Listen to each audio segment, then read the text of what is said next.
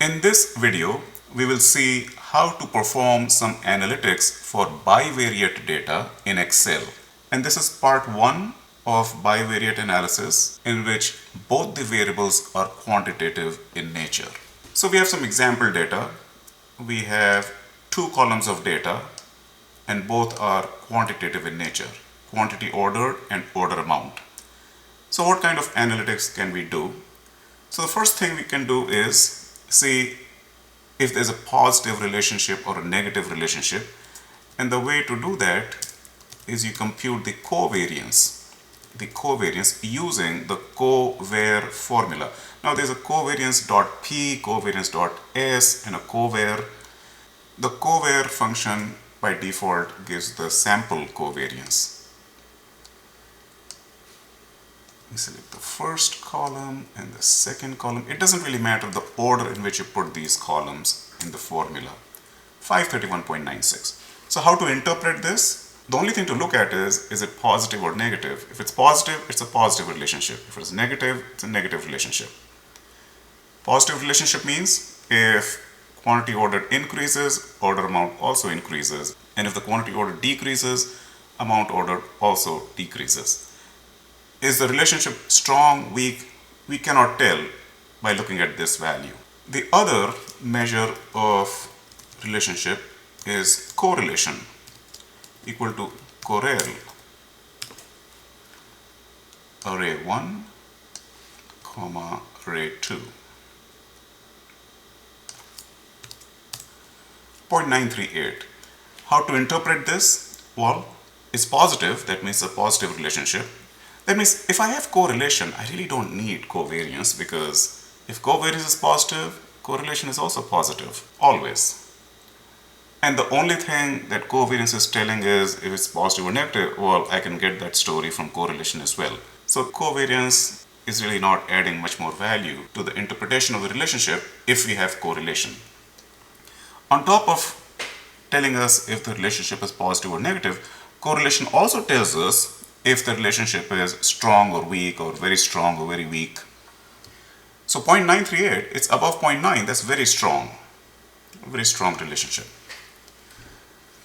What else can we do with bivariate quantitative data? We can plot a scatter diagram or a scatter chart. Insert scatter plot. So we can call it scatter plot of quantity ordered and order amount. So on the x-axis we have quantity ordered, and on the y-axis we have order amount. So how do we interpret a scatter plot? The first thing you see is, are the points going from bottom left to top right? If that's the case, we can say it's a positive relationship. If the points were going like this, top left to bottom right, that would be a negative relationship. And if the points are just across horizontal, that would be no relationship. So just by looking at overall direction of the way the scatter points are plotted, we can tell the direction of the relationship.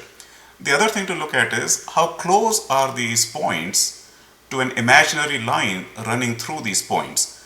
So the imaginary line running through these points is called the trend line. So if we plot the trend line, so if we right click, we say add a trend line. Now we can see if these points are close to the trend line. And in this example, we see that some points are actually touching the trend line, and those that are not touching are quite close to the trend line. This point is the only one that's a little bit far, but all the others are very close. So what does that mean? It means it's a strong relationship. If every point was exactly on the trend line, that would be a perfect relationship. And the more the points are away from the trend line, the weaker the relationship. Now we can also ask Excel to add the equation of the trend line. How to do that? Over here, you say display equation on chart. So that's the equation of the chart. It's always in terms of x and y, where y is the y-axis variable and x is the horizontal axis variable. the independent variable. So in this case, y really means order amount and x really means quantity ordered. So our regression equation is order amount equal to the y-intercept, which is 14.457, plus the coefficient value 182.28 times quantity ordered. So using this regression equation, we can estimate the quantity ordered if we have a value for order amount using this equation, and we get a very good estimate of the dependent variable. What else can we do with two columns of data, quantitative? We can create a dual axis chart. How to do that? We select the two columns of data and we go insert, recommended charts. It's not available here, so we click on all charts and we click on combo, and we decide which one goes on the main axis, which one goes on secondary. So let's put order amount on secondary. There, that's our dual axis chart. Dual axis chart, order and order amount. And the axes, we have two y-axes. On the left is quantity ordered, and on the right is order amount. And here we have order number. But these are exactly not order numbers. So what we can do is horizontal category axis, select data, edit, and we put order numbers here. Now we see order numbers here.